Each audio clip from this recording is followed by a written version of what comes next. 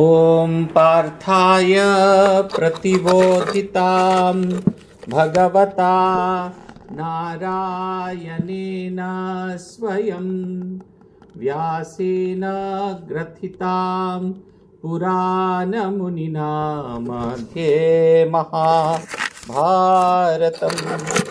अद्वैतामृतवर्षिणीं भगवतीम् अष्टादशाध्यायिनीम् अम्बो त्वाम् अनुसन्दधामि भगवद्गीते भवद्वेषिणीम् वसुदेवसुतं देवं कंसचानूरमर्दनं देवकी परमानन्दं कृष्णं वन्दे जगद्गुरुं यं ब्रह्मा वरुणेन्द्र रुद्रमरुतः स्तुन्वन्ति दिव्यैस्तवैर्वेदैः साङ्गपदक्रमोपनिषदैर्गायन्ति यं सामगाः ध्यानावस्थिततद्गतेन मनसा पश्यन्ति यं योगिनो यस्यां तं न विदुः सुरासुरगणा देवाय तस्मै नमः। শ্রী ভগবানের অশেষ কৃপায় আবার আমরা সমবেত হয়েছি শ্রীমদ্ ভগবদ গীতা থেকে পাঠ এবং আলোচনার উদ্দেশ্যে নিয়ে। আমরা চতুর্দশ অধ্যায় পড়ছি। চতুর্দশ অধ্যায় গুণত্রয় বিভাগ যোগ। যে শ্লোকটি শেষ পড়েছিলাম সেই শ্লোকটি দিয়ে আমরা আজকে শুরু করছি। সত্বম সুখে সঞ্জয়তি রজ কর্মণি ভারত জ্ঞানম আবৃত্ততু তমঃ প্রমাদে সঞ্জয়ত্যুত। ভারত বা ভারতবংশীয় রাজা অর্জুনকে ভগবান বলছেন, কি বলছেন? সত্বম সুখে সঞ্জয়তি। সত্যগুণ জীবকে ভগবত আনন্দে একেবারে তাতে বিভোর করে দেয়। সঞ্জয়াতি মানে প্রকাশিত হয়, তার ভেতরে সেটি ভাবটি বের প্রকাশিত হয়। রজা কর্মণি তু তমঃ জ্ঞানম আবৃত্য।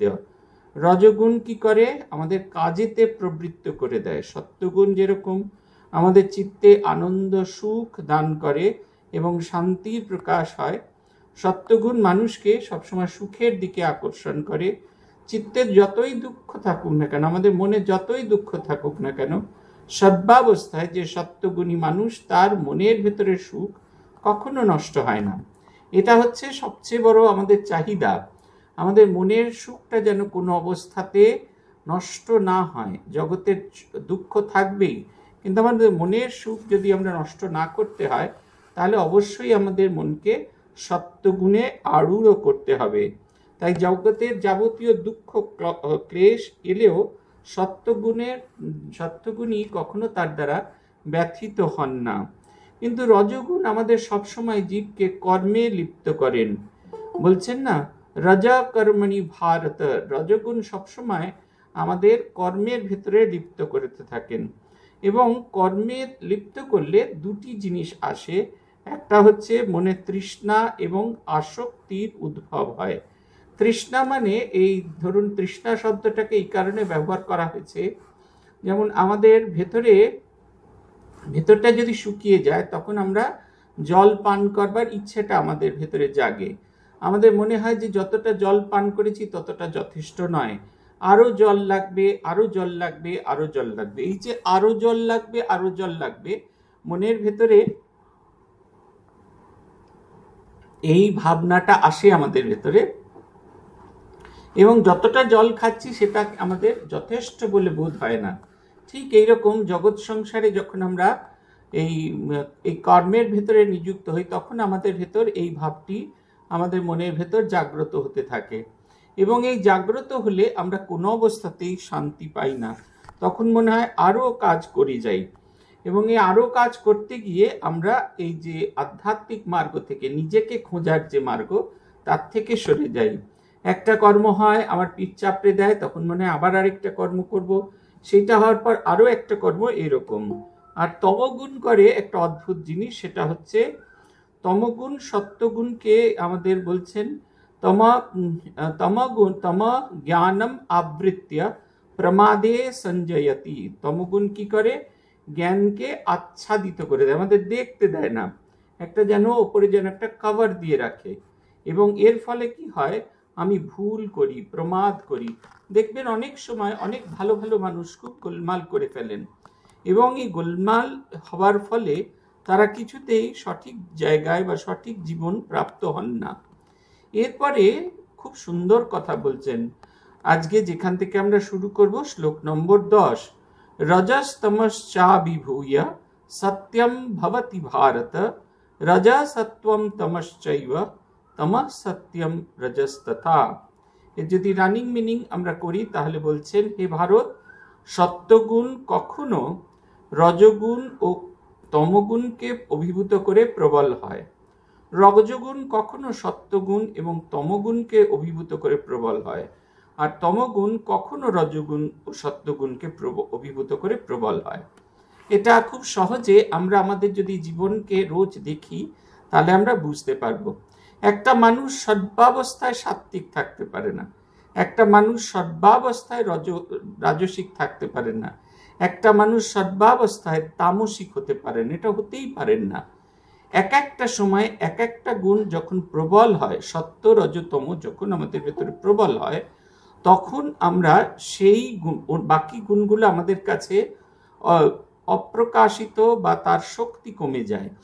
যখন আমাদের ভেতরে সত্যগুণ প্রবল হয় তখন আমরা ভেতরে রজগুণ এবং তমগুণকে সেইভাবে কাজ করি। দেখবেন কোনো কোনো মানুষ কোনো কোনো সময় আমাদের জীবনে থাকে, মনে হয় রোজ মন্দিরে যাই, জপ ধ্যান করি, ভালো কাজকর্ম করি, মানুষের সেবা করি, নিজের কাজের বাইরেও এইগুলো করি।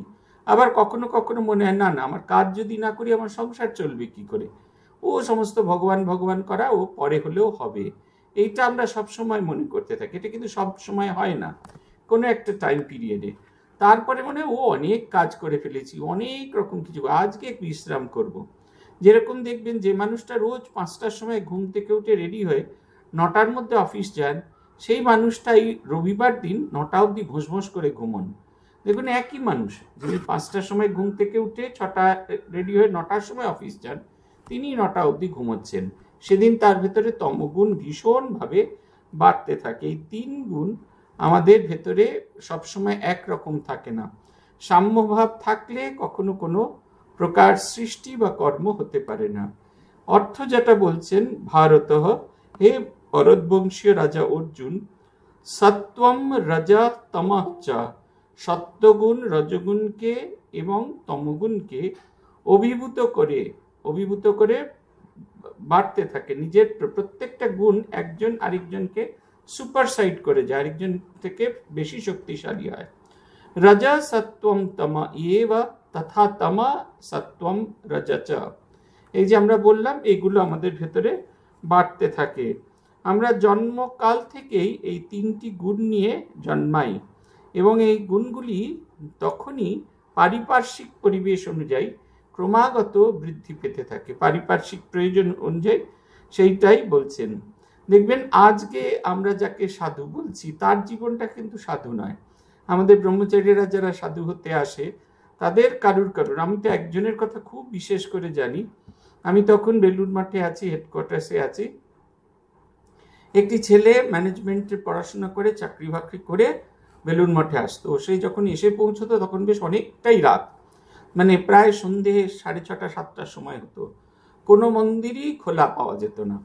আমি ওই অফিস শেষ করে যখন প্রণাম করতে যেতাম, আমার সঙ্গে 3 জন ভলেন্টিয়ার যারা আমাদের দপ্তরে কাজ করতো, আমরা যেতুম। তো সে ভেবেছে এরকম সাধুর সঙ্গে গেলে বোধহয় যাওয়া যাবে, এবং যেহেতু আমার সঙ্গে 3 জন ভলেন্টিয়ার যাচ্ছে তাই দারোয়ানি আটকায়নি, তাকেও আমার সাথেই পাঠিয়ে দিয়েছে, বুঝতে পারিনি। সে টুকটুক টুকটুক করে আমার পেছন পেছন চলে গেছে। একেবারে সেই ব্যাক ব্রাশ করা চুল, টুকটুকে লাল রঙের একটা গেঞ্জি পরা, গোল গলা গেঞ্জি পরা, একটা দামি ঘড়ি পরা, এবার টাইট নীল রঙের জিন্স পরা, দামি জুতো পরে সে আমাদের পেছন পেছন ঢুকে গেছে। তারপরে আমি হাত ধুচ্ছি, যখন মায়ের মন্দিরে যাবো বলে হাত ধুচ্ছি, তখন দেখছি সেও আমার পাশে দাঁড়িয়ে এসে হাত ধুচ্ছে। তখন সেই ছেলেটি আমাকে ফিসফিস করে বলছে, দেখুন মহারাজ, এরা জানে না, এরা ভেবেছে আমি আপনার সঙ্গে এসেছি, দয়া করে আমার যে অস্তিত্ব সেটা ফাটিয়ে দেবেন না। ঠিক আছে। আমরা ওই মায়ের মন্দিরে প্রণাম করতে যেতাম, সেও আমাদের সঙ্গে প্রণাম করত। এরকম একটি দুটি কথা হতে হতে আমরা শুনলাম সে খুব বড় চাকরি করে এবং সে ওই রোজ মাঝে মাঝে, রোজ না হলেও মাঝে মাঝে সে তার ওই সেক্টর 5 থেকে অত দূরে আসে, কিন্তু তার চেহারা, তার সাজগোজ দেখলে কখনো মনে, এক গাল ভর্তি দাড়ি, ইয়া মোটা তার গোঁপ, আর সে লম্বা ঝুলপি, গালের যে এইখানটায় এই যে এটা অংশে সেই অদ্ভুত রকমের ঝুলপি ছিল। আমি হাঁ করে তার দিকে তাকাতাম। আবার চুলে কি সব জেল টেল মেখে আসতো। আমি জিজ্ঞেস করলাম, অনেক তেল মেখেছো মাথায়? বললো, না মহারাজ, যেটাকে বলে জেল। খুব ভালো, তাকে দেখছি।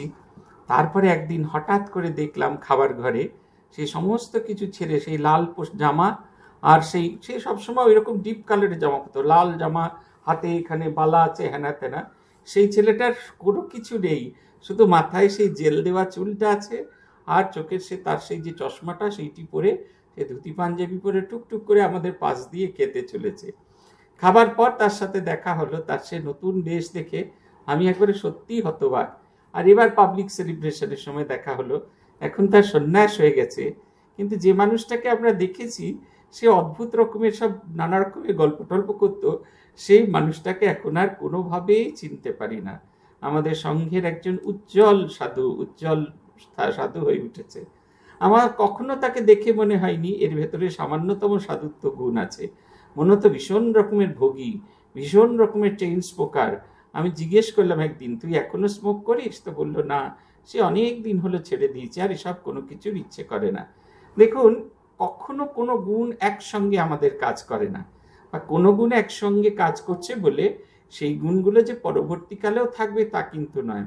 এই কয়েকদিন আগে আমি যখন প্রথম আসি, যে ব্যাচটাকে আমি প্রথম পাই, মানে আমার সময় 8, 9, 10 ক্রস করে মাধ্যমিক পরীক্ষা দিয়েছে, সে এত বদমাইশ ব্যাচ ছিল, তাদেরকে কেউ ঠান্ডা করতে পারতো না। এবং তাদের মধ্যে একটি ছেলে ছিল যে সবসময় বলতো যে হস্টেল লাইফটা শেষ হলে আমরা বেঁচে যাই, বুঝলেন তো, আপনাদের এই টিকটিকানি আমাদের একদম ভালো লাগে না। তারপরে এই এখন সব কটি হায়ার সেকেন্ডারি পাশ করে কেউ অনার্স পড়ছে, কেউ ফার্মাসি নিয়ে পড়ছে, কেউ কিছু পড়ছে, ওরা একসাথে একদিন এসে হাজিরই। গত সপ্তাহে আমি যেদিন এলাম, আমি গতবারে যখন ছিলাম সেই সময় একদিন এসে হাজির, এবং এত কাণ্ড করে গেছে, এত দুষ্টিমি করে গেছে আমাদের হস্টেলে, সেইখানে কিছুতেই আর আশ্রমে ওঠেনি। তারা কাছের একটা ওই ইউথ হস্টেলে উঠেছে, কিন্তু বিকেলবেলা সব টুকটুক টুকটুক টুকটুক করে এসেছে, প্রণাম টনাম করে আমাদের বলছেন সব ঘুরে টুরে। তারপর আমাকে বলছে, এর পরের দিন যখন আমরা আসবো আমরা কিন্তু হোস্টেলেই থাকবো। কেন রে? সে যে বলেছিলি না হোস্টেল লাইফটা শেষ হলে ভালো লাগে, তা ওই হোস্টেল না থেকে তোদেরকে আমরা গেস্ট হাউসে রাখবো। সে একবারে হাত টাত ধরে বলছে, না মরা, আবার ফিরে এসে হস্টেলেই থাকবো, হস্টেল ছাড়া আর অন্য কোথাও থাকবো না। সেই ছেলে মানুষ, অবাধ্য ছেলেগুলি, যারা শিবরাত্রির দিন একসঙ্গে লাইন করে যেতে যেতে তাদের মধ্যে এক আধজন বেরিয়ে গিয়ে সিগারেটের দোকান থেকে সিগারেট কিনে নিয়ে এসেছিল। এবং শিবরাত্রিতে যেহেতু শিব গঞ্জিকা সেবন করে, অতএব তাদের সেই দিনকে সিগারেট সেবন করতে হবে, এটাই যাদের জীবনের আদর্শ ছিল, যেটা আমাদের কাছে খুব বিরক্তির কারণ ছিল। আজকে তাদের সেই ঝকঝকে চেহারা দেখে পুরনো দিনগুলো আর মনে পড়ে না। এই যে অদ্ভুত, দেখুন বলছে না, every saint has a past, every sinner has a future. প্রত্যেক সাধু ব্যক্তির ভেতরে, সাধু স্বভাব ব্যক্তির একজন করে একটা করে অতীত ছিল। সেই অতীতটা না থাকলে তার এই নতুন জীবন কখনো যাপন করা যেত না। তাই আমাদের শ্রীকৃষ্ণ বলছেন যে এই তিনটে গুণ নিয়েই মানুষ জন্মায়। কোনো একটা সময় একটা গুণ প্রবল হলে আরেকটা গুণকে সে সুপারসাইড করে যায়। তখন যে গুণটি খুব বড় হয়, খুব বিকশিত হয়, সেই অনুযায়ী আমরা তার চরিত্রকে বর্ণনা করে থাকি। কিন্তু এই যদি আমরা দেখতে থাকি তাহলে দেখি যে তার ভিতরে সবকটা গুণ আছে। আমাদের কাজ হচ্ছে তাকে সঠিক দিকে চালিত করা। বলছেন, সর্বদ্বারেষু দেহেস্মিন প্রকাশ উপজায়তে জ্ঞানম যদা তদা বিদ্যাৎ বিবৃদ্ধম সত্ত্বমিত্যুতঃ। যদা, যখন, अस्मिन् देहे सर्वद्वारेषु, এই দেহে, এই দেহে এবং সকল ইন্দ্রিয়ের দ্বারে জ্ঞানম প্রকাশ উপজায়তে। জ্ঞানের প্রকাশ, উপজায়তে শব্দের কথা উৎপন্ন হওয়া, বিকশিত হওয়া, ঝরে পড়া। উপজায়তে শব্দটার অর্থ খুব সহজ করে বোঝা যায়। আপনারা যদি ঝর্ণা দেখে থাকেন, ওই যে ফোয়ারা, আগেকার দিনে জমিদার বাড়িতে ফোয়ারা থাকতো, যেই কল খুলে দেওয়া হতো সেই পরীর হাত দিয়ে ঝরঝর ঝরঝর করে জল পড়তো। পরী একটা লাঠি ধরে আছে, কিন্তু সেই লাঠির মধ্যে থেকে জলধারা ধীরে ধীরে প্রকাশিত হয়ে বাইরে পড়ছে। এই ঠিক সেই রকম বিকশিত, প্রকাশিত হতে থাকে, উৎপন্ন হতে থাকে। তৎ উৎ সত্বম বিবৃতম ইতি বিদ্যাৎ। তাহলে যখন আমাদের ভেতরে, আমাদের সমস্ত ইন্দ্রিয় দ্বার এবং অন্তঃকরণে জ্ঞানাত্মক বুদ্ধির প্রকাশ হতে থাকে, তখন কি হয়? তখন মনে হয় এবং তখন জানবে আমাদের ভেতরে সত্ত্বগুণ বৃদ্ধি পেয়েছে। দেখবেন এক এক সময় আমাদের পড়াশোনার খুব ইচ্ছা হয়, এক এক সময় আমাদের ভালো হবার বড্ড ইচ্ছে হয়, তখন আর অন্য কোনো কিছু আমাদেরকে স্পর্শ করে না। মা ঠাকুরুন এই অবস্থাটাকে ভারী সুন্দর করে বর্ণনা করেছেন।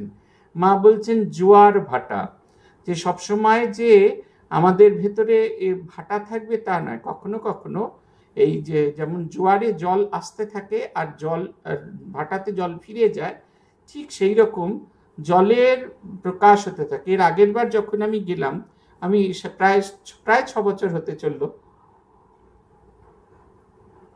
সাগরে গিয়েছি, কিন্তু এত দ্রুত কখনো যেতে পারিনি। এপার থেকে ওপার চলে গেলাম 45 মিনিটের রাস্তা মাত্র 20 মিনিটে। সারেং সাহেবকে জিজ্ঞেস করছিলাম কি করে এটা এপার থেকে ওপারে পৌঁছলো। এমনকি যারা আমাকে নিতে এসছেন, যে গাড়িওয়ালা আমাকে নিয়ে যাবেন, তাকেও আমি বলেছি এই 10টা 40-এ ছেড়েছে, 10টা সাড়ে 10টায় ছেড়েছে, 11টা 15 আগে কখনোই পৌঁছবে না, তুমি 11টা নাগাদ ঘাটে এলে চলো। অথচ আমরা প্রায় 10টা 45-এ নেমে ঘাটে নেমে তাকে কাউকে দেখতে পাচ্ছি না। ফলে ধীরে ধীরে ধীরে ধীরে বাস স্ট্যান্ডের দিকে এগিয়ে চলেছি। আমি জিজ্ঞেস করলাম সারিং সাহেবকে কি করে হয়েছে। বলছে সদ্য জোয়ার আসা শুরু হয়েছে এবং জলের তীব্র গতি, এবং সেটি আমাদের ঠেলে নিয়ে, আমাদের তো যন্ত্র ঠেলছেই, তার সঙ্গে জলের এত ফোর্স আছে, সেটা দ্রুত এই 45 মিনিট রাস্তাকে একবারে আধা সময়ের মধ্যে পৌঁছে দিয়েছে। আমরা সর্বদা দেখে অবাক। ঠিক সেই রকম আমাদের ভেতরে যখন ভালো চিন্তা, ভালো কাজ, ভালো কিছু করার ইচ্ছা জাগে, তখন জানবেন আমাদের ভেতরে সত্ত্বগুণের প্রকাশ হবে। আমাদের মন তখন শান্ত হবে এবং প্রসন্নতায়, আমাদের মনের ভেতরে একটা প্রসন্নতা ছেয়ে থাকবে। এই শান্ত প্রসন্নতার চিত্তে কাউকে কোনো কথা বললে তা হবে সরল, মৃদু এবং হিতকর হবে, হিতাহিতকর হবে আমাদের। দেখবেন অনেক সময় আমরা খুব ক্ষেপে থাকি, খ্যাকম্যাক খ্যাকম্যাক করে কথা বলি, আবার সেই মানুষ কারোর সঙ্গে কথা বলছেন, কি মিষ্টি করে কথা বলছেন। আমার এটা খুব ভালো, আমাকে তো সবাই খুব বাজে বাজে কথা বলে আমার খুব খ্যাঁক খ্যাঁকে কথা, আমি ভীষণ বকাবকি করি। সেদিনকে একটা মেসেজ এসছে আমেরিকা থেকে, একজন ভক্ত লিখছেন, ভারী সুন্দর, আমার এত ভালো লেগেছে, নিজের পিঠ চাপড়াতে ইচ্ছা করছিল। আমি জিজ্ঞেস করলাম আপনি যে আমার ক্লাসগুলো আসেন বা শোনেন, তিনি রেকর্ডিংগুলো শোনেন, আমি জিজ্ঞেস করলাম কি ভালো লাগে, বিষয়বস্তু ভালো লাগে? বলছে না, আপনি কি সুন্দর আপন করে সকলের সঙ্গে গল্প করেন। এই যে আমারও একটা ভালো গুণ আছে, আমিও যে কখনো ভালো কথা বলতে পারি, এ কথা ভেবেই আমার খুব আনন্দ হচ্ছে। এবং আজকে এইটা যখন পড়ছিলাম, তখন এই কমেন্টটা একবার খুলে পড়ে দেখলাম, নিজেরই মনে হচ্ছিল যে এইটা যখন হয় তখন আমাদের ভেতরে সত্ত্বগুণের বিকাশ হয়। দ্বাদশ শ্লোকে বলছেন, লোভ প্রভৃতিরারম্ভ কর্মণাম শমঃ স্পৃহা রজস্যেতানি জায়ন্তে বিবৃতে ভরতর্ষভ। কিরকম হলে আমাদের ভেতরে এই গুণগুলো আসে? যখন রজগুণ বাড়তে থাকে। রজগুণ এলে কি হয়? লোভ। লোভ শব্দের অর্থ হচ্ছে পরদ্রব্য গ্রহণের ইচ্ছা, অন্যের আছে আমার নেই। অন্যের দেখছি যে এখন নতুন এই স্যামসাং এর একটা নতুন মোবাইল ফোন বেরিয়েছে, ভাঁজ করা মোবাইল ফোন। আমি নিজে জানি 1 লক্ষ টাকার বেশি দাম সেই মোবাইল ফোনের। সে মোবাইল ফোন কেনার মতো আমার ক্ষমতা নেই, কিন্তু কারুর সামনে কোনো মানুষের ভেতরে সেই জিনিস আছে দেখলে আমার ভেতরে লোভ জাগ্রত হতে থাকে, কতক্ষণে আমরা সেটা পাবো। তারপরে হচ্ছে প্রবৃত্তি, সর্বদা কর্মে প্রবৃত্তি, আসক্তি, সবসময় কাজ করবার ইচ্ছা, একটা ছাড়লে আরেকটা করবে। দেখবেন এই যে ঠাকুর উদাহরণ দিয়েছেন, বলছেন এই মানুষগুলো কিরকম হয়, এরা তখন এমনি বসে বসে হয় গল্প করে, আর না হলে ওই বাঁশ কেটে তাই দিয়ে ঝুড়ি বুনতে থাকে। বলছে আমি এমনি চুপচাপ বসে থাকতে পারি না, ভগবত চিন্তা, পড়াশোনা, এগুলো কোনো কিচ্ছু যায় না। আর কি হচ্ছেন, কর্মণা আরম্ভ, নিত্য নতুন উদ্যম প্রকল্প, আজকে এইটা শেষ হয়ে গেল তো কাল ওইটা করতে হবে, পরশু দিন ওইটা করতে হবে, হয়তো অপ্রয়োজনীয় জিনিসপত্র সেই হয়ে যাচ্ছে, ঘরেতে অপ্রয়োজনীয় জিনিস ভরে যাচ্ছে, কিন্তু খুঁজে চলেছি কোনো প্রয়োজন নেই। দুপুরবেলা এই কাঠ ফাটা রোদ্দুরের ভেতরে ঈশ্বর চিন্তা করতে গেলে আমাদের ঘুম এসে যায়, অথচ দেখবেন সঙ্গে সঙ্গে চোখে বাবু চশমা পরে আমরা গড়িয়াহাট মার্কেটে ঘুরে বেড়াচ্ছি। এরকম অনেক দিন গোলপাট থেকে ফেরার পথে অনেককে দেখেছি, কি কিনতে এসেছে কেউ জানে না, তারা সেই কাঠফাটা রোদ্দুরের মধ্যে এই ক্লিপ দেখছে, এই জামা দেখছে, এই তাই দেখছে, ওই দেখছে, কিছুতেই কোনো একটা জায়গায় বসে থাকতে পারছেন না, নানা রকমের কর্ম করছে। এবং সেই কারণে যখন তারা মনকে স্থির করতে পারে না, কি কিনবে, কি জন্য বেরিয়েছে বুঝতে পারে না, তখন তাদের মধ্যে একটি গুণ আসে। দেখবেন কর্মণা অসম, অসম শব্দের অর্থ হচ্ছে অশান্তি বা অস্থিরতা, তার মন কি চাইছে সেই জানে না, সেই কারণে সে ভীষণ রকমের অস্থির হয়েছে। আর একটা হচ্ছে স্পৃহা, স্পৃহা শব্দের অর্থ হচ্ছে আকাঙ্ক্ষা বা বাসনা, তাদের অদ্ভুত ওইটাই চাই, মনোহরণ চপল চরণ সোনার হরিণ চাই, আমার যা ছিল তা গেল চলে, না যা নেই তার শোকে, আমার কাছে কত জিনিস আছে সেগুলো নিয়ে আমার কোনো ভাবনা নেই, অমুকের কাছে ওই রকম আছে, দেখে এসেছি 40 ইঞ্চির টিভি, যতক্ষণ না পর্যন্ত সেই 40 ইঞ্চির টিভি আমি বাড়িতে নিয়ে আসতে পারছি ততক্ষণ পর্যন্ত আমার ভেতরে সুখ নেই, ততক্ষণ পর্যন্ত আমার হৃদয়ের ভেতরে শান্তি নেই, এ এক অদ্ভুত অবস্থা তৈরি হয়। তাই বলছেন এইগুলো হয়, এতানি রজসী বিবৃতে জায়ন্তে, যখন আমাদের ভেতরে এই সমস্ত এই রজগুণের বিকাশ হয়, রজগুণ একটু একটু করে বাড়তে থাকে, তত আমরা এই সমস্ত গুণের দ্বারা, এই সমস্ত কর্মের দ্বারা আমরা আবৃত হয়ে পড়ি। বলছেন অপ্রকাশ প্রবৃত্তিশ্চ প্রমাদ মোহ এব চ তমস্যেতানি জায়ন্তে বিবৃধে কুরুনন্দন, হে কুরুনন্দন, হে কুরুপুত্র শোনো, অপ্রকাশো অবিবেক, অপ্রকাশো অপ্রবৃত্তিশ্চ প্রমাদ মোহ এব চ এতানি তমসি বিবৃধে জায়ন্তে, যখন আমাদের ভেতরে তমগুণ জাগ্রত হয় তখন এই এই জিনিসগুলো আমাদের ভেতরে প্রকাশ হতে থাকে। কি কি? প্রথম হচ্ছে অপ্রকাশ। অপ্রকাশের যদি সত্য সত্য আমরা গুণ মানে একবারে লিটারাল মিনিং করি তাহলে আমরা দেখব সেটা হচ্ছে আলোর অভাব, যেখানে প্রকাশিত নয়, প্রকাশ নেই, যেখানে প্রকাশ হচ্ছে আলো, অপ্রকাশ মানে যেখানে আলো নেই। অপ্রকাশ কোথায় আলো নেই? সেটা হচ্ছে আমার হৃদয়ে, যেখানে আমার আলো থাকে না। সত্যগুণকে বলা হয় প্রকাশ, অর্থাৎ সত্যগুণের ঠিক বিপরীত অবস্থা হচ্ছে অপ্রকাশ। আমি তখন কি হয়, অপ্রকাশ হলে কি হয়, গুরুবাক্য এবং শাস্ত্রবাক্যে কারণে আমার বিবেক বুদ্ধি বিকাশ না হওয়াটাই অপ্রকাশ। আমি গুরুমন্ত্র ধারণ করে থাকি, গুরুদেব আমাকে সাধন পথ বলেন, বহু শাস্ত্র পড়েছি, কিন্তু সেই শাস্ত্র শব্দাকারে থেকে গেছে গ্রন্থের ভিতরে, কখনো সেটার ধারণা হয়নি। শুধু তাই হয়নি, ধারণা শুধু হয়নি তা নয়, সেটাকে আমি আমার জীবনের মধ্যে ব্যবহার করতে পারিনি। বিজ্ঞানানন্দজি মহারাজকে জিজ্ঞেস করা হচ্ছে বিশেষ কিছু উপদেশ দিন। মহারাজ বলছেন বিশেষ আর কি উপদেশ দেব, সেই সৃষ্টির আদিকালে শিক্ষার শুরুতে বিদ্যাসাগর মহাশয় দুটি উপদেশ দিয়েছিলেন বর্ণ পরিচয়, সেই দুটোকে পালন করলেই সব রকমের কিছু হয়। কি হচ্ছে? সদা সত্য কথা বলিবে এবং অপরের দ্রব্য না বলিয়া লইলে চুরি করা হয়। ভেবে দেখুন, এ কথা আমরা কতবার পড়েছি, প্রত্যেকে পড়েছি, পড়েননি এরকম মানুষ খুঁজে পাওয়া যাবে না। কিন্তু এই যে সদা সত্য কথা বলা এবং অপরের দ্রব্য না বলিয়া লইলে চুরি করা হয়, এটা কিন্তু আমাদের জীবনে আসেনি, আসছে না। তার কারণ হচ্ছে আমার ভেতরে অপ্রকাশ, আমার ভেতরে আলো ঠিক মতো ছড়াতে পারছে না। তমগুণ দ্বারা যদি আমার মন আচ্ছন্ন হয় তাহলে আমাদের মন অন্ধকারে ঢেকে যায়, কোনো বস্তুর যথার্থ জ্ঞানলাভ হয় না। আমায় যদি এখন ভালো কিছু বলা হয়, ভালো কিছু দেখানো হয়, দেখবেন আমি কিছুতেই যাই না। আমরা ছেলে যখন স্কুল পালিয়ে গিয়ে সিনেমা দেখতাম তখন এটার খুব আমাদের প্রভাব আমরা দেখেছি। কেউ আমরা মেকানিক্স গোল্ড এই যে ধর্মতলায় যে সিনেমা পাড়া, তখন সেখানে অনেকগুলো সিনেমা হল ছিল, এলিট ছিল, নিউ এম্পায়ার ছিল, তারপরে গ্লোব ছিল, এরকম নানা সিনেমা হল। তাদের সব জায়গায় খুব ভালো ভালো সিনেমা এসেছে। আমরা মেকানিক্স গোল্ড দেখতে গেছি এবং মেকানিক্স গোল্ড তখন নিউ এম্পায়ারে চলছে, কিন্তু দুটো সিনেমা হল গ্লোব এবং ওই আমাদের এলিটে এ মার্কা ছবি এসেছে।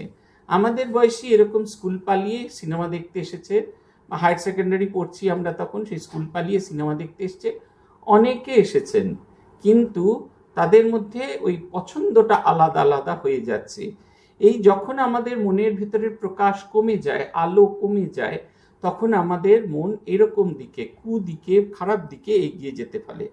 এটাকে বলা হয় মানসিক জড়তা। জড়তা মানে মন চিন্তা করতে পারছে না, মন স্থির হয়ে গেছে, এক জায়গায় দাঁড়িয়ে গেছে। দ্বিতীয়টি বলছেন অপ্রবৃত্তি, কাজ করার সামান্যতম ইচ্ছা নেই। এটা একবারে ভীষণ রকম ভাবে বোঝা যায়। আমরা কিছুতে, এই যে বলছিলাম না যে মানুষটা ভোর 5টার সময় ঘুম থেকে উঠে তৈরি হয়ে 9টার ভেতরে অফিস যায়, সেই মানুষটাই সকাল 9টা অবধি, রবিবার বা আজকে দোলের দিন, ভোঁস ভোঁস করে ঘুমোচ্ছে, কোনো কিছুতে তার আসছে না, কর্মে তার অনীহা, তার ভেতরে যে রজগুণ আছে সেটা সম্পূর্ণ সে ভুলে গেছে। তমগুণে মানে চিত্ত আচ্ছাদিত হলে কর্মের দ্বারা আর সংসারের উন্নতি করা, ধন সম্পত্তি বাড়ানো, এমনকি মান সম্মান রক্ষা করা, এমনকি পরিবারের যে প্রতিপালন করা, এটার ইচ্ছা আমাদের চলে যায়। আমরা দেখি অনেক সময় অনেক বহু লেখাপড়া জানা মানুষ মহা কুড়ে, ভীষণ রকমের কুড়ে, এবং তার মধ্যে তিনি খুব আনন্দ খুঁজে পান। প্রমাদ আরেকটা যেটা আসে সেটা হচ্ছে প্রমাদ। প্রমাদ মানে হচ্ছে মতিভ্রম, ভুল বোঝার প্রবণতা। প্রত্যেকটি জিনিসের ডার্কার শেডের দিকে আমাদের আকর্ষণ হয়। প্রত্যেক জিনিসের দুটো শেড থাকে, একটা হচ্ছে লাইটার শেড আর একটা হচ্ছে ডার্কার শেড। কিন্তু যারা আমরা তমগুণে আচ্ছন্ন হয়ে থাকি তখন কিছুতেই সেই জিনিসের লাইটার শেড, আলোকিত দিকটা কিছুতেই দেখতে পারি না। আমাদের অন্ধকার দিকটাই বেশি আমাদের চোখে পড়তে থাকে, এবং এটা হলে আমাদের মতিভ্রম হয়, আমরা কখনো এগিয়ে যেতে পারি না। আমাদের বুদ্ধির ওপর কে যেন একটা জাল বিছিয়ে দেয়, ফলে আমরা ভুলে যাই আমাদের সম্মুখে কর্তব্য আছে, এবং আমাদের মন তখন সেই কর্তব্যকে ছেড়ে নিষিদ্ধ কর্মে লিপ্ত হয়। একটি ছেলেকে আমরা চিনতাম, আমরা যে আশ্রমে ছিলাম সেই ছেলেটি সেখানে ভলেন্টারি করতেন। আমাদের একজন খুব সুন্দর স্বামীজি ছিলেন, পূজনীয় স্বামী ধর্মদানন্দজি। তিনি বলতেন, এই ছেলেটিকে দেখো, তোমাদের সাধু ব্রহ্মচারীরও এই ছেলেটিকে দেখা উচিত। শুভ কর্ম করলে মানুষের ভিতরে কিরকম ভাবে শুভ বোধের বিকাশ হয় তাকে দেখো। সেই অনুযায়ী সেই ছেলেটিকে আমরা সবাই খুব ভালোবাসতাম, কিন্তু একটা সময় দেখা গেল সেই ভালো ছেলেটি সে তার আর ব্যবসার দিকে মন দেয় না, কারোর দিকে মন দেয় না, ক্রমাগত ধীরে ধীরে ধীরে ধীরে সে হারিয়ে যেতে থাকছে। একদিন হঠাৎ করে সে নিখোঁজ হয়ে গেল। যখন তাকে খুঁজে পাওয়া গেল, একটি বিশিষ্ট কলকাতার একটি বিশিষ্ট পতিতাপল্লীর বাইরে নেশাসক্ত অবস্থায় তাকে খুঁজে পুলিশ বার করলো। তার গায়ের একদানা সোনা নেই, তার পকেটে একটুও টাকা নেই, এমনকি এত নেশাসক্ত হয়ে আছে তাকে উঠে দাঁড় করানো যাচ্ছে না। যে পুলিশ টিম তাকে খুঁজে বার করেছিল, সেই পুলিশ টিমের মধ্যে একজন ছিল যাকে এই ছেলেটিকে যে চিনত, তার মাধ্যমে ছেলেটিকে তার বাড়িতে ফেরত পাঠানো হলো। এক অদ্ভুত অবস্থা। এই অবস্থা যখন হলো, সবাই মোটামুটি ভাবে তার থেকে মুখ ফিরিয়ে নিল। এই যে প্রমাদ, আমি কি করছি, আমার কোনটি করা উচিত সেটির সম্পর্কে আমাদের কোনো রকম ভাবনা চিন্তা আসে না। এবং প্রমাদের পরে যেটির কথা বলছেন সেটা বলছেন মোহ। মোহ হচ্ছে মূঢ়তা, সঠিক কর্তব্য ভুলে যাওয়া যায় এবং যা অকর্তব্য তাকেই কর্তব্য বলে বোধ করা। এটা হচ্ছে অবস্থা। এই ছেলেটির যে উদাহরণ দিলাম এটি হচ্ছে প্রমাদ এবং মোহের সঠিক প্রকাশ। সে ভুলে গেছে কোনটা কর্তব্য কোনটা কর্তব্য নয়। 14 নম্বর শ্লোকে ভগবান বলছেন, यदा सत्त्वे प्रवृद्धेतु प्रलयं याति देहभृत् तदोत्तमविदां लोकान अमलान प्रतिपद्यते। বলছেন কিন্তু यदा सत्त्वे प्रवृद्धे, যদি আমাদের শরীরের ভেতরে সত্ত্বগুণ বৃদ্ধি পায়, দেহভৃৎ প্রলয়ম ইয়াতি তদা উত্তম বিদান, সেই অবস্থায় যখন আমাদের শরীরে সত্ত্বগুণ বৃদ্ধি পায়, সেই সময় যদি আমাদের শরীর যায়, তাহলে আমাদের উত্তম লোক প্রাপ্ত হয়। সে লোক কেমন? অমলান লোকান প্রতিপদ্যতে, নির্মল বা প্রকাশময় লোকে আমাদের গতি যায়। এই কারণে বলা হয় যে সত্ত্বগুণের অভ্যাস করতে হয়।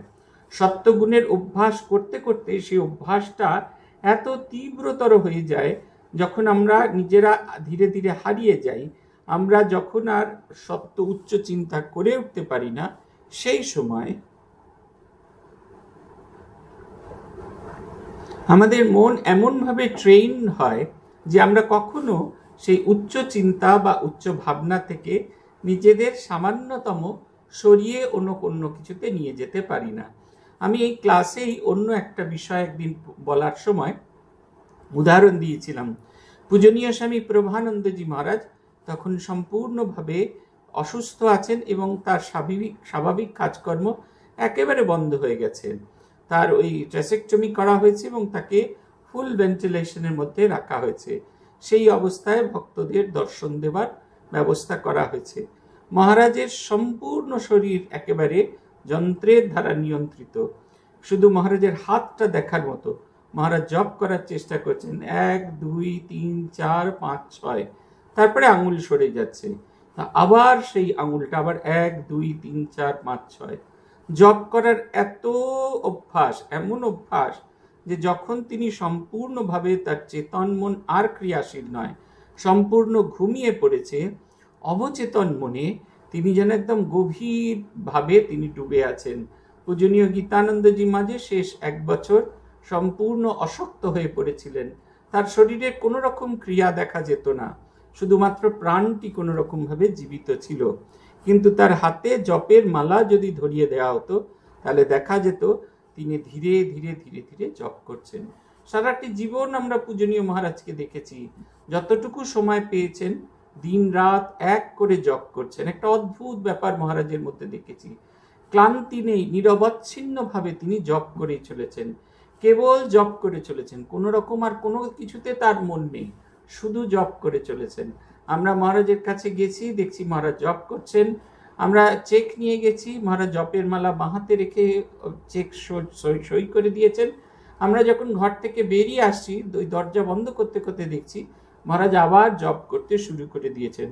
জপটি এত তীব্র হয়ে গেছিল যে তাকে দেখে মনে হচ্ছিল তার যখন চেতন মন একেবারে সম্পূর্ণ শান্ত হয়ে গেছে, তখনও তিনি এই উচ্চ চিন্তা উচ্চ ভাবনায় ডুবে আছেন। আমাদের দেখে মনে হচ্ছে যেন শরীর কাজ করছে না, কোনো কিছুই কাজ করছে না, কিন্তু তিনি যেন একেবারে ডুবে আছেন তার মধ্যে।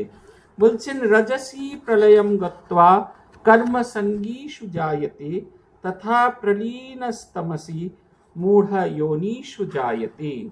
রজসী, রজগুণের বৃদ্ধিকালে প্রলয় যদি এসে মৃত্যু যদি উপস্থিত হয়, তাহলে কর্মাসক্তি মনুষ্য লোকে তার জন্ম হয়।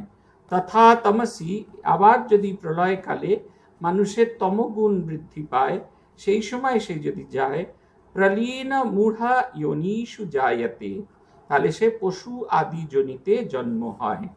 এই রজগুণ যদি বৃদ্ধি পায়, শরীর যাওয়ার সময় যদি তীব্র রজগুণ তার ভেতরে বৃদ্ধি পায়, তাহলে পরবর্তী জন্মে সে এমন একটা পরিবেশে জন্মায় যেখানে সবাই প্রচণ্ড কাজে মগ্ন, ভীষণ রকমভাবে কাজে মগ্ন এবং কর্মের প্রতি তাদের তীব্র আসক্তি। এই রজগুণের কর্ম আর সত্যগুণের কর্মের ভেতরে একটা বেসিক ফারাক আছে। রজগুণের কর্ম হয় খানিকটা উদ্দেশ্যবিহীনভাবে কাজ করে চলা, কাজ করেই চলেছে। আমরা গিয়ে দেখলাম, পোর্ট ব্লেয়ার আশ্রমে গিয়ে দেখেছি সেইখানে মায়েরা রান্নাবান্না করেন, রান্নাবান্না করছেন। পরের দিন দেখলাম আগের দিনে সমস্ত বাসন ধোয়া, আবার নতুন করে ভালো করে বাসন ধুচ্ছেন। আগের দিনে সব জায়গাটা একবারে পরিষ্কার করা, আবার সেই ঘর মোছা হচ্ছে। কেন করা হচ্ছে কেউ জানে না।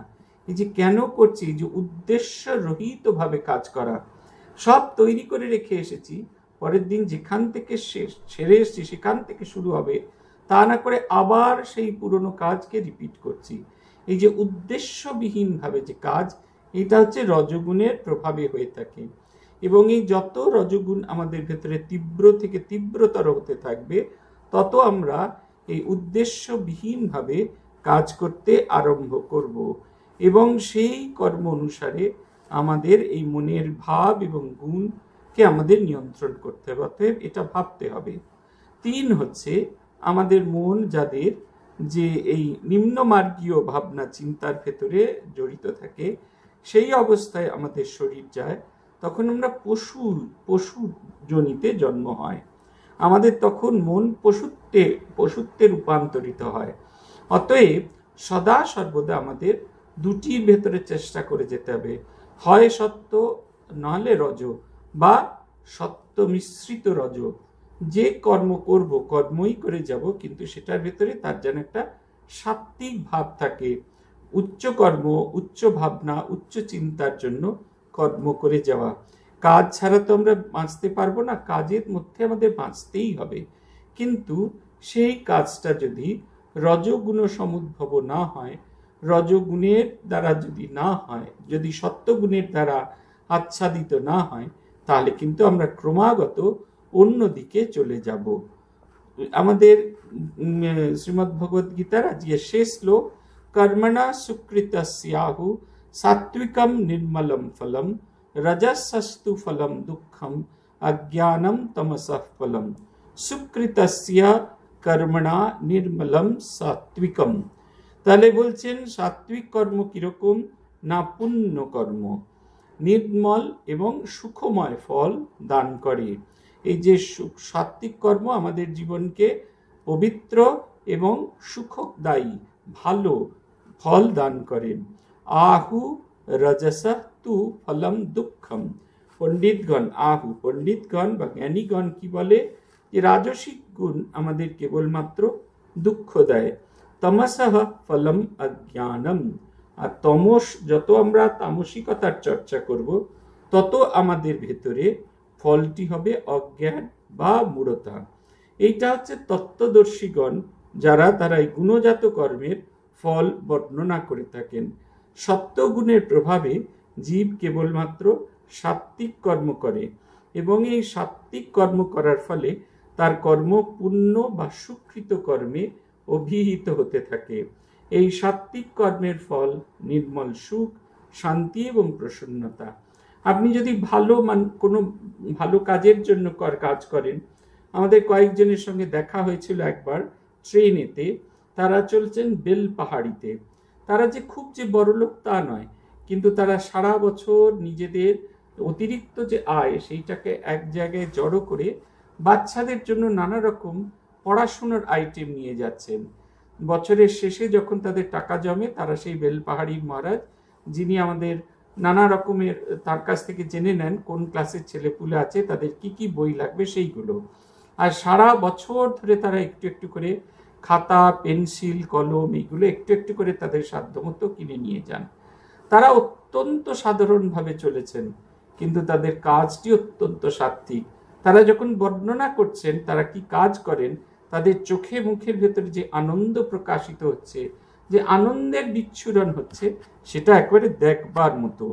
তাই বলছেন এই যে সাত্ত্বিক কর্ম আমাদের নির্মল সুখ দান করে, শান্তি এবং প্রসন্নতাই হচ্ছে সেই সুখের ভিত্তি। রাজসিক কর্ম আমাদের চিত্তে সবসময় কামনা বাসনার সংকল্পকে জাগায়। আমরা যতই ভোগ করি না কেন, আমাদের ভোগের তৃষ্ণা কিছুতেই বাড়ে না। বাস্কিন রবিন্সের দোকানেতে আপনি গিয়ে ঢুকেছেন, গিয়ে জিজ্ঞেস করলেন কোন রকমের আইসক্রিমটা সব ভালো আছে। চকলেটের কত ভ্যারাইটি আছে, আপনাকে বলা হলো বেলজিয়াম চকলেট খেতে। একটা স্কুপ নিয়ে আপনি ধীরে ধীরে, প্রথমে আপনাকে একটা চামচে করে একটুখানি দেওয়া হলো, আপনি টেস্ট করে ভালো করে বুঝতে পারলেন না, বললেন একটা স্মল স্কুপ দেওয়া হোক, আপনি স্মল স্কুপ খেলেন, সেটা দেখে বললেন না এর চেয়েও বেটার কিছু দেওয়া, আরেক ধরনের দেওয়া হলো, আরেক ধরনের দেওয়া হলো। আপনি খাচ্ছেন কিন্তু আপনার কিছুতেই মিটছে না, কিন্তু যতবার আপনি খাচ্ছেন ক্রমাগত আপনার গলাটা ঠান্ডা লাগতে লাগতে আপনার টনসিল ফুলে গেছে। রাত্রিরে যখন বাড়ি ফিরে এলেন আপনার গলাতে ভীষণ ব্যথা, তখন কিন্তু সেই চকলেট স্কুপের স্বাদটা আপনার মুখেতে নেই, কিন্তু আপনার গলার ব্যথাটা সেটা আপনি অনুভব করতে পারছেন। রাজসিক কর্মে সুখ অল্প কিন্তু দুঃখই বেশি, আনন্দটা খুব অল্প কিন্তু দুঃখের পরিমাণ বেশি। তামসিক কর্ম আমাদের জীবনে মূঢ়তা এনে দেয়, আমাদের বুদ্ধিকে জড়ো করে তোলে, আমরা কিছুতেই এগিয়ে যেতে পারি না, আমাদের বুদ্ধিকে জড়ো করে দেয়, আমাদের মধ্যে পাশবিক বৃত্তির বিকাশ ঘটায়। দেখবেন বহু মানুষ অনেক কাজ করেন কিন্তু তার ভিতরে সেই কাজকে আমাদের পশুতুল্য বলে বোধ হয়, আমাদের তখন মনে হয় যে অদ্ভুত রকমের একটা পশুর মতো স্বভাব আমাদের ভেতরে কাজ করছে। আমরা বলি না মানুষ তো নয় পিশাচ, তার মানে কি তার যে মানুষের চেহারাটা সেটা কি ডাকাতের মতো হয়ে গেছে না জন্তুর মতো হয়ে গেছে? কিছুর মতোই হয়নি, শুধু সে তার সাত্ত্বিক গুণ মনুষ্য জনচিত জিনিসটিকে হারিয়ে ফেলেছে, তার নিজের গুণের নিজের কারণে নিজেদের ভেতরে পৈশাচিক গুণের বৃদ্ধি ঘটিয়েছে। অতএব বলছেন এই তমগুণ আমাদের জীবের মধ্যে আমাদের ভেতরে প্রবল দুঃখ ভোগী আনে, তামসিক কর্মের ফল চরম অজ্ঞানতা। কিন্তু এটাও বুঝতে হবে এই তিনটে গুণই আমার ভেতরে আছে, এবং এই গুণের প্রভাব যতক্ষণ না বুঝতে পারবো ততক্ষণ আমরা বুঝতে পারবো না কোন গরুকে আমরা বেশি করে খাওয়াবো।